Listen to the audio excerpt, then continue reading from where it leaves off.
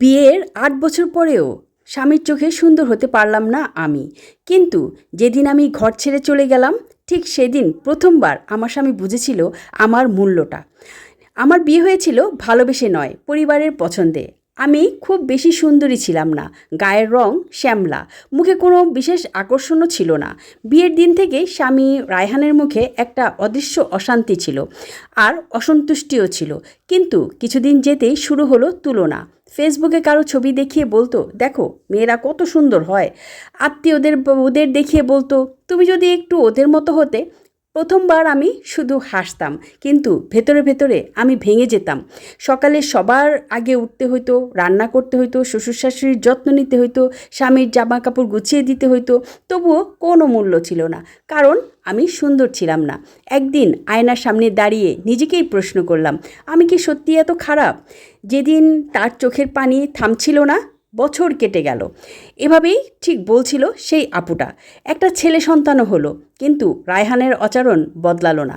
বাইরের সবার সামনে ভালো স্বামী সেজে থাকতো, কিন্তু ঘরে ফিরেই নীলাকে ছোট করতো।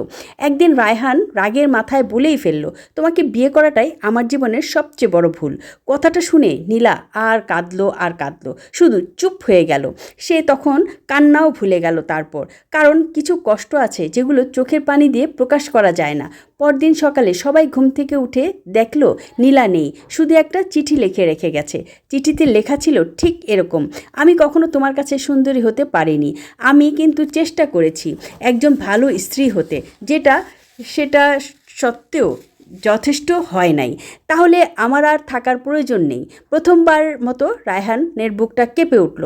ঘরে ঢুকলো, সে দেখলো তার জামা কাপড় এলোমেলো, খাবার তৈরি নেই, কিন্তু মায়ের ওষুধ সময় মতো দেওয়া হয় নাই। ছেলেটা মাকে খুঁজে খুঁজে কাঁদছে।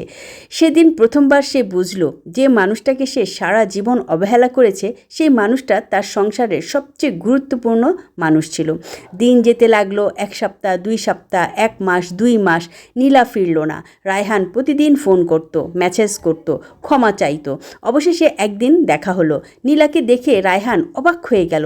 মেয়েটা আগের মতোই ছিল, কিন্তু একই শ্যামলা রং, একই সাধারণ চেহারা, কিন্তু আজ পৃথিবীর সবচেয়ে সুন্দর মানুষ মনে হচ্ছিল তাকে। কারণ এবার সে মুখ নয়, মানুষটাকে দেখতে শিখেছে। চোখের পানি মুছতে মুছতে রায়হান বলল, আমি ভুল করেছি নীলা, সুন্দর মুখের খোঁজে আমি সুন্দর একটা মনকে অবহেলা করেছি। নীলা কিছুক্ষণ চুপ থেকে বলল, নারীর সৌন্দর্য শুধু মুখে থাকে না, তার ভালোবাসায়, তার ত্যাগে, তার দায়িত্বে থাকে। রায়হান মাথা নিচু করে দাঁড়িয়েছিল, কিন্তু কিছুই বলছিল না, কারণ সেই সত্যটা বুঝতে তার 8 বছর লেগে গেছে। আসলে সুন্দর চেহারা চোখকে আকৃষ্ট করে, কিন্তু সুন্দর ব্যবহার আর ভালোবাসাই একটা মানুষকে জীবনভর মূল্যবান করে রাখে। যে মানুষ শুধু রূপ দেখে, সে একদিন না একদিন সত্যিকারের সৌন্দর্য হারিয়ে ফেলে। তাই আমরা শুধু সুন্দরের পিছে না খুঁজে মানুষের মনকে বোঝার চেষ্টা করি এবং মনুষ্যত্ব খুঁজে ফিরি। আসলে পরিবারের জন্য সুন্দরের চেয়ে দায়িত্ববান একজন স্ত্রী, দায়িত্ববান একজন মা, দায়িত্ববান একজন বউ খুবই খুবই প্রয়োজন। শুধু সৌন্দর্য দিয়ে কি হবে, তাই না? সৌন্দর্য কয়দিন, সৌন্দর্য কিন্তু বেশি দিন থাকে না। তবে দায়িত্ববান এবং গুরুত্ব দেওয়াটাকেই কিন্তু গুরুত্বপূর্ণ মনে করতে হবে। তাই আমরা সবাই এই কথাটা মনে রাখবো। ভালো লাগলে ভিডিওটা অবশ্যই শেয়ার করে দিবেন সবার মাঝে।